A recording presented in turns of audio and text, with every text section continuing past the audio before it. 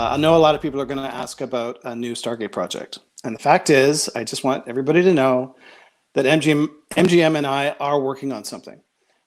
It's just too early to talk about. And it's partly too early because there's a pandemic going on. And that's kind of ground a few things to a halt. But we are working on something. It's very exciting. It's something that we've been talking about for a while now, and I love it. I'm excited to have the possibility of making it someday soon, or someday, period. and it's. I'll say this much. I'll say that it exists in the universe that you already know. It's not a reboot. It's not a completely new thing. It's a continuation, and I'll leave it at that. I'm not allowed to say anything. That's what we want to hear, Brad. That's what we want to hear.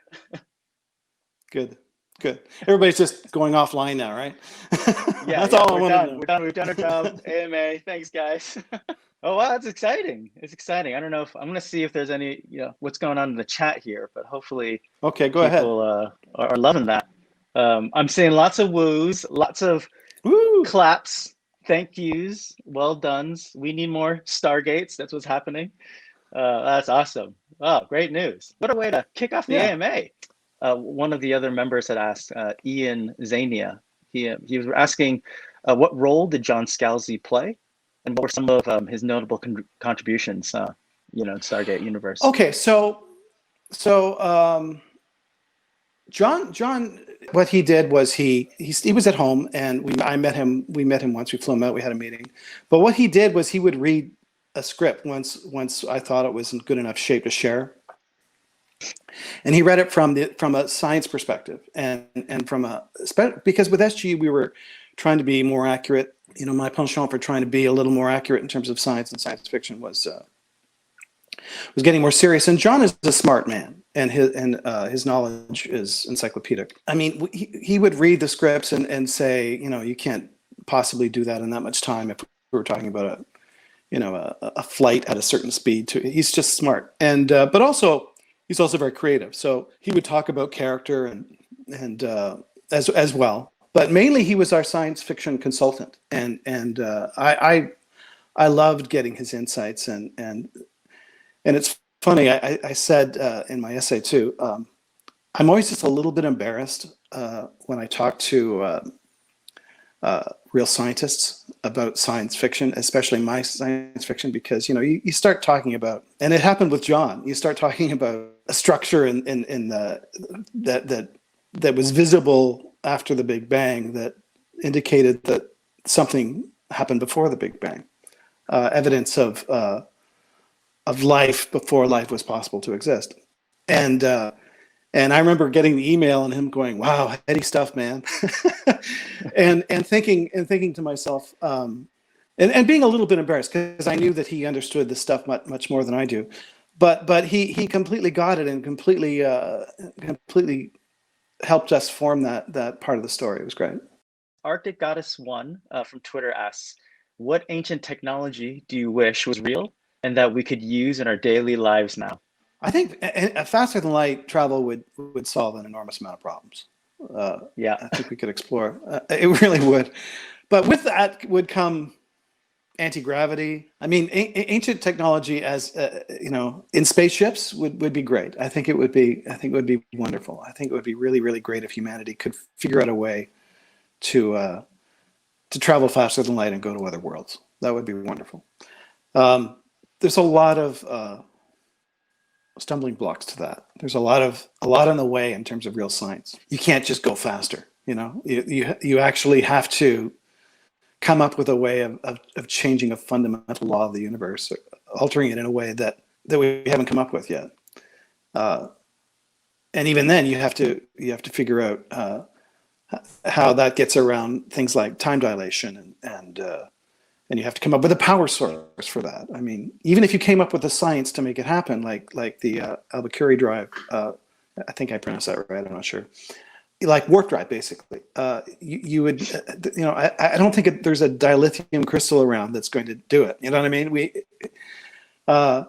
So that would be great, but it's a real big challenge, and I don't think I'll see that in my lifetime. It's a dream though. It would be pretty cool. All right, another Stargate-y kind of question. Hunter Falk Burgess asks, out of all the characters, worlds, and stories that we got to see in the Stargate franchise, which ones would you want to revisit and why? I always wanted to. This is kind of funny. I always wanted to do another Ashen story. I liked the Ashen, like again 2010. I thought that their plan was so insidious, but Rob Cooper used to tease me about it because he felt that the long game that the Ashen played was undramatic, inherently undramatic, which is why it ended up playing well as a time travel story, because by the time we realized what their plan was, it was already too late, and the only solution was to find a way to send a message back and not meet them in the first place.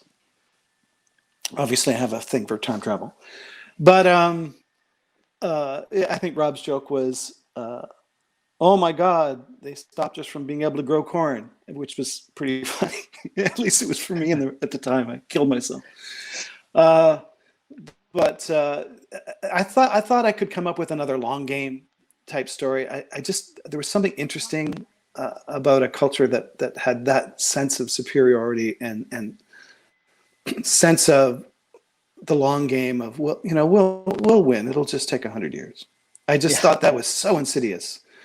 And I only got 2 episodes in that world, but there might have been a third out there. Yeah, I'll stick with that answer. Oh yeah, no, the great character. Oh, and the Nox. I loved the Nox. I thought the Nox were fun. They were so great. But again, they were who they ultimately were in that episode kind of precluded our ever seeing them again. It was like, oh, you're so young to us, of us. Like, you're not ready. You're just so not ready to be our friends, Ian Zania, he asked, I've seen some cool concept art for an Atlantis DHD that was quite different from the kind of like SG-1 style DHD. And what was the ultimate reason for going with that, which is essentially like a same DHD off-world for the off-world gates, while keeping the decidedly cooler DHD for Atlantis control room and the puddle jumpers? It becomes an art department thing. It becomes a design aesthetic. The one thing that I wanted, decidedly cooler.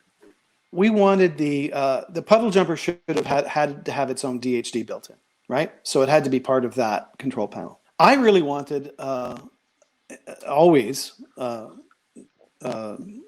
SG-1, Atlantis, SGU, and going forward for there to be a unique Stargate as well.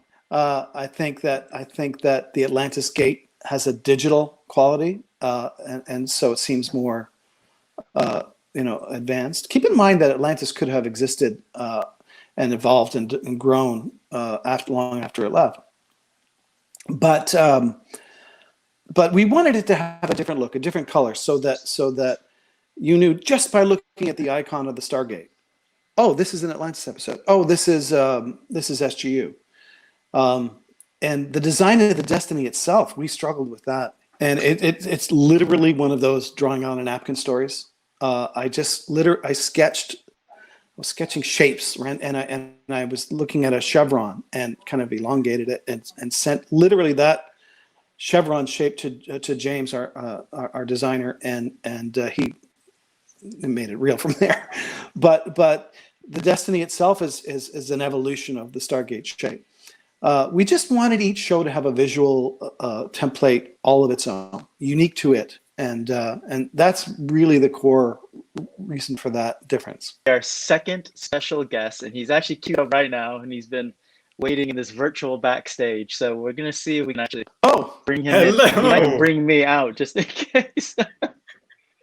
Hello.